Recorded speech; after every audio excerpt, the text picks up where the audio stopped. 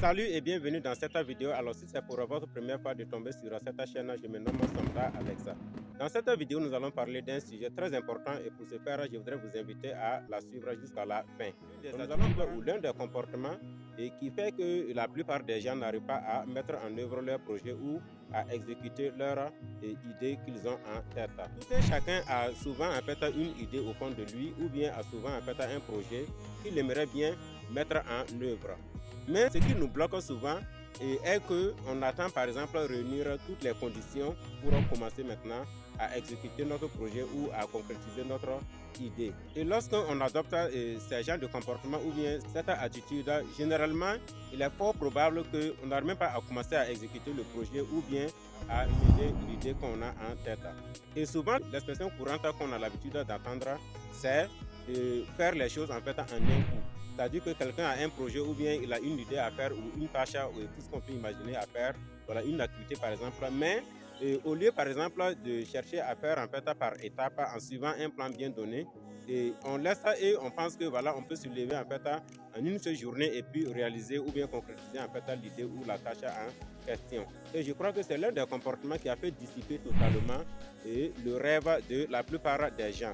C'est-à-dire qu'en restant à attendre que toutes les conditions soient réunies, au fur et à mesure, ils perdent l'enthousiasme et perdent en fait toute l'énergie qu'ils avaient au départ lorsqu'ils avaient leur projet en tête.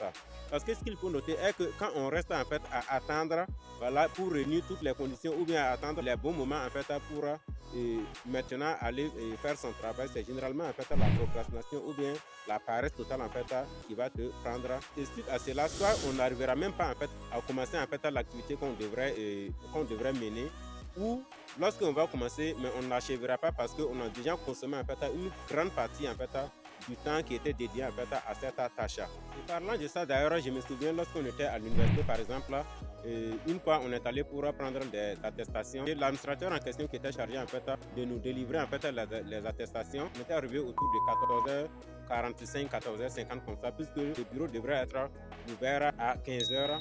Et quand on est arrivé, alors on n'était pas trop nombreux ce jour-là, et quand on est arrivé, l'administrateur en question est sorti.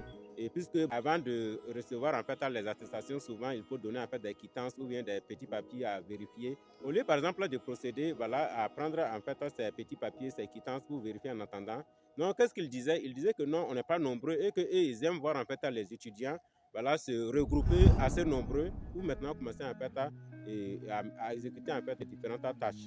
Et donc, n'ayant pas le pouvoir de décision ni d'exécution, on était obligé en fait voilà, de se soumettre à ce qu'il avait dit. Mais à notre grande surprise, qu'est-ce qui est arrivé? Alors 15h est arrivé, jusqu'à 15h passé 30 minutes, 40 minutes. Et lorsque maintenant les étudiants s'étaient vraiment regroupés à un nombre très élevé, c'est là maintenant il est sorti, commencé à prendre les quittances, commencé à vérifier les trucs, voilà, pour maintenant donner les attestations. Désolé, mais il n'a pas pu ce jour-là en fait à satisfaire tous les étudiants, en ce sens qu'il attendait en fait à distribuer les attestations en un coup. Pour lui, étant donné que les étudiants n'étaient pas nombreux, voilà, s'il fait un à un, ça sera fatigant, voilà, ça sera un peu nonchalant. Et alors que quand il est l'heure, en temps normal, il devrait en fait commencer. Ici, l'objectif en fait, ce n'est pas de faire une dénonciation, c'est pour prendre en fait cet exemple pour montrer à tel point ce comportement ou bien cette attitude-là entrave même au succès dans nos activités ou bien dans nos projets. Ce qu'on doit même savoir est que presque toutes les réalisations qu'on voit dans ce monde, que ce soit les petites réalisations, les grandes réalisations, genre les fusées, voilà, la fabrication des ordinateurs, des portables, les différents exploits qui ont été réalisés en fait dans tous les secteurs, aucune tâche ou bien aucun exploit, aucune réalisation n'a été faite en un coup. Tout a été en fait le résultat d'un processus. C'est-à-dire qu'on définit par exemple un plan dans lequel il y a des tâches avec une chronologie bien établie. Et maintenant, en fait, on commence à réaliser. Celui qui veut par exemple construire un grand immeuble ne va pas se lever du jour au lendemain, regrouper en même temps les moules, voilà, aller prendre le plan en fait sur l'architecte et venir chercher les ingénieurs en fait en un seul jour et puis voilà et faire brandir en fait le meuble. Non, il va commencer en fait par des processus, ce qui est nécessaire dès le début. Il va commencer, même si par exemple il n'a pas les moyens de regrouper tous les nécessaires que ressort en fait le plan, il va au moins commencer avec voilà, les éléments de base. Mais malheureusement, lorsque certaines personnes ont un projet, ils attendent en fait à réunir toutes les conditions avant de commencer. Supposons quelqu'un qui a un projet de 100 000 $, disons par exemple 60 millions de francs CFA environ. Alors si cette personne-là attend par exemple à réunir toute la somme de 100 000 dollars, peut-être que son projet ne verra jamais le jour. Parce qu'il y a aussi en fait les réalités en fait de la vie qui sont là. Peut-être en voulant en fait regrouper ou bien récolter en fait cette somme de 100 000 dollars, juste à proximité, vous allez peut-être faire face à une certaine difficulté ou bien à certains besoins vraiment très urgents qui vont vous conduire en fait à soit piocher un peu en fait dans cette somme. Et vous allez voir qu'en ne commençant pas en fait avec les éléments de base que vous avez, vous risquez en fait de ne jamais commencer en fait votre projet parce que peut-être à chaque fois que vous approchez en fait de cette somme, une situation urgente se présente et peut-être le montant dédié en fait à la gestion des urgences est épuisé et vous verrez en fait être contraint voilà, d'aller puiser en fait dans cette somme que vous récoltiez dans l'intention en fait de mener votre projet en un coup. Donc pour dire que une fois qu'on a par exemple un plan, on peut répertorier en fait ce qui est vraiment nécessaire, voilà, et commencer en fait avec, et on est bel et bien conscient que dans le processus, il y aura certainement des manques, il y aura des difficultés, mais une fois quand même qu'on a commencé, ça nous donne en fait toute l'énergie, tout l'enthousiasme possible à pouvoir maintenant chercher en fait les autres moyens pour compléter dans le processus. Et quand on prend d'ailleurs Microsoft, Facebook, Apple, ceux qui ont lancé en fait toutes ces réalisations, il y a bien d'autres réalisations qui sont là, hein, voilà. Je n'ai pris que quelques exemples. Quand on prend en fait ces réalisations, qu'est-ce qui se passe réellement? Et ce qui est là est que les concepteurs en fait de tous ces systèmes d'exploitation ou bien les concepteurs en fait dans tous ces domaines savent bel et bien que dans le processus, il y aura des insuffisances. Raison pour laquelle d'ailleurs, quand vous prenez par exemple actuellement un iPhone 6 Plus par exemple, vous voyez que naturellement, il y aura des choses, des applications que vous ne pourrez plus en fait télécharger avec cette version. Parce que la version par exemple d'un iPhone 6 Plus, voilà, n'est plus adaptée à certaines évolutions. Quand vous prenez par exemple Microsoft, pourquoi est-ce que presque chaque année, voilà, on demande soit une mise à jour ou bien on va demander par exemple un changement du système d'exploitation, genre Windows 2020, Windows 2021 et ainsi de suite. C'est parce que eux-mêmes en fait, ils étaient bel et bien conscients que dans le processus, ils ne seront jamais en fait parfaits. Mais au moins ils pourront améliorer au fur et à mesure. Si par exemple le concepteur de Microsoft, Bill Gates, ou si par exemple l'initiateur de Apple attendait en fait à réunir toutes les conditions avant maintenant de lancer Microsoft ou bien Apple, ce n'est pas sûr qu'actuellement ces systèmes d'exploitation ou bien tous les matériels en fait liés voilà, à ces systèmes-là existeraient parce que jamais ils ne pourraient en fait regrouper tous les rudiments nécessaires pour faire en fait des projets ou bien pour voilà, et avoir des matériels en fait tout parfait. Mais ils sont bel et bien au courant en fait que voilà, avec ce qu'ils disposaient, il fallait en fait lancer, mettre le produit sur le marché et au fur et à mesure, ils vont en fait améliorer. Donc tout cela nous montre que lorsqu'on a une idée avec un plan bien détaillé et qu'on a le minimum voilà, qui puisse nous permettre de commencer, on peut commencer et maintenant chercher en fait à améliorer dans le processus que de rester en fait à penser que voilà, on peut tout réunir. L'exemple que j'ai pris de quelqu'un qui veut voilà, mener un projet estimé à hauteur de 100 000 dollars. S'il attend en fait à réunir tous ces 100 000 dollars avant de commencer, ce n'est pas évident que cette personne-là puisse en tout cas entamer son projet, encore moins l'achever. Aucune personne qui voudra par exemple construire une maison ou un immeuble ne cherchera le même jour à avoir le plan avec l'architecte, à chercher l'ingénieur, à chercher les maçons et à réunir en fait tous les rudiments le même jour avant de commencer.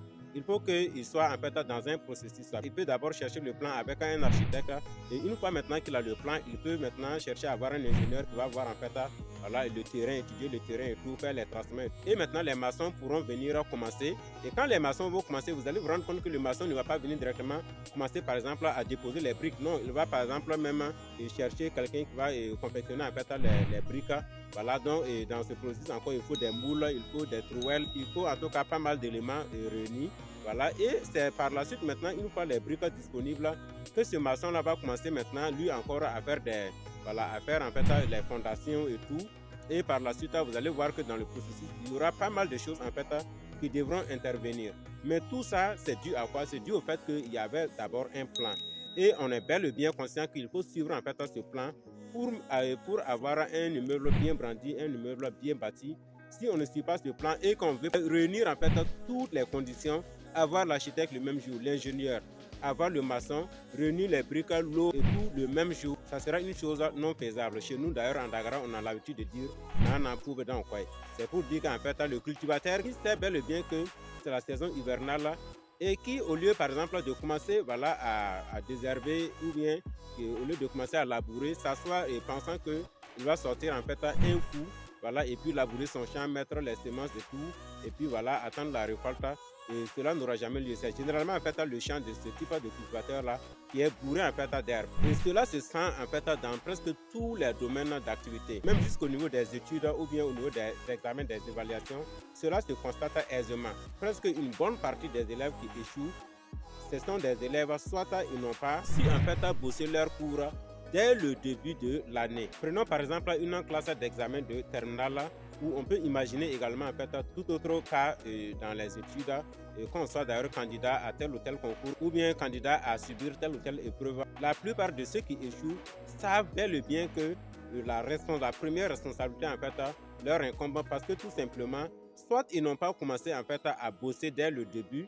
Par exemple, un élève de terminale qui sait bel et bien qu'il y a un examen qui l'attend à une échéance donnée. Et quand on commence par exemple le cours, il attend par exemple voilà, 2 ou 3 mois après, avant maintenant de se lever, commencer à bosser. Vous allez vous rendre compte qu'il a une forte probabilité d'échouer et comparativement à l'élève par exemple qui va voilà, dès le début des cours commencer en fait à bosser. Parce que c'est quoi? La plupart des élèves en fait vont se dire mais les leçons ne sont pas encore volumineuses. C'est ce qu'on a souvent tendance à dire. Voilà, ou la plupart des candidats même de façon générale vont se dire que voilà, et les contenus en fait ne sont pas encore volumineux. Je pourrais attendre par exemple telle ou telle période avant de commencer et je pourrais en fait le faire en un coup. Mais erreur, parce que tout simplement, au fur et à mesure que les professeurs dispensent en fait les leçons, vous allez vous rendre compte que le moment où vous vous êtes défini en fait pour maintenant vous lever et commencer à bosser n'est pas évident pour vous en fait à pouvoir en fait assimiler tous les cours. Et généralement, on va voir que voilà, ces élèves-là courent de gauche à droite maintenant à l'approche de l'examen pour toucher tel exercice, toucher tel cours. Soit on se trouve en fait à être embrouillé ou on se trouve en fait à être pris par le stress. Sinon, un élève qui commence ou bien un candidat par exemple qui commence dès le début des cours, dès le début en fait que le professeur a commencé à donner les contenus, même si cet élève ou ce candidat n'a pas de bonnes notes au cours des différentes évaluations, mais à l'examen, il a une forte chance en fait de réussir parce qu'il a su assimiler son cours pas à pas sans forcément attendre un temps ou bien sans forcément en fait vouloir avoir des notes de complaisance en classe. Et donc je reviens dire que le fait même qu'on attend souvent remplir toutes les conditions, c'est-à-dire avoir tous les rudiments, peut être vraiment à la base du fait qu'on n'arrive même pas en fait à commencer notre idée ou bien à commencer en fait à réaliser nos projets. Et je crois qu'à ce sujet, nul n'a dit mieux que Napoléon Hill dans son livre Think and Grow Rich, je cite, attendre le bon moment pour commencer constitue le bon moyen pour échouer. Donc naturellement ici c'est clair, quand par exemple on a une tâche à mener ou bien on a une activité, on a une idée, on a un projet, et on attend maintenant le bon moment, c'est-à-dire qu'on reste dans une certaine procrastination, on se dit que voilà, il faut remplir telle condition, il faut faire ci, il faut faire ça. Une fois qu'on attend en fait remplir toutes ces conditions avant de commencer, et généralement en fait nous remplissons toutes les bonnes conditions en même temps pour échouer ou pour ne jamais d'ailleurs commencer. Parce que ce bon moment là n'arrivera jamais. Et remplir toutes ces bonnes conditions en fait n'aura jamais lieu. Donc souvent il est mieux en fait de répertorier franchement voilà et ce qu'on a et de commencer. Et ici je propose en fait même voilà une solution très efficace. Il s'agit en fait du respect du plan. On doit avoir toujours un plan au préalable, mais cela n'est pas suffisant. Il faut toujours réviser en fait son plan. Si on a par exemple une activité ou bien un projet, quand on a pris le soin en fait de mettre un plan à l'appui, il est évident que dans ce plan-là, il y a des tâches avec des chronologies en fait à respecter. Une fois qu'on révise perpétuellement en fait ce plan, on va se rendre compte qu'il n'y aura pas de bonnes raisons en fait pour nous de s'asseoir et penser en fait à réunir toutes les conditions avant de commencer. Parce qu'on sait que telle tâche en fait doit être exécutée avec telle chose et pour telle période donnée. Et si on a la chose avec laquelle en fait voilà, il est nécessaire de réaliser par exemple telle tâche, pourquoi on va rester en fait à attendre et réunir maintenant toutes les conditions ou bien voilà et avoir en fait tous les éléments alors même qu'on sait que tous ces éléments-là ne vont pas en fait intervenir dans la période voilà, de la première tâche qu'on doit exécuter ou bien de la tâche qu'on doit exécuter en fait à cette période où on est. Il n'y aura pas de raison. Et donc voilà ce que j'avais à partager avec vous dans cette vidéo. Si vous avez pu y tirer quelque chose d'important, n'hésitez pas à me le faire savoir en commentaire. Et je vous invite également à vous abonner à la chaîne pour bénéficier de nos prochaines vidéos. Également, je vous invite à partager au maximum cette vidéo afin qu'elle puisse parvenir à bon nombre de personnes. Merci et à bientôt. Bye.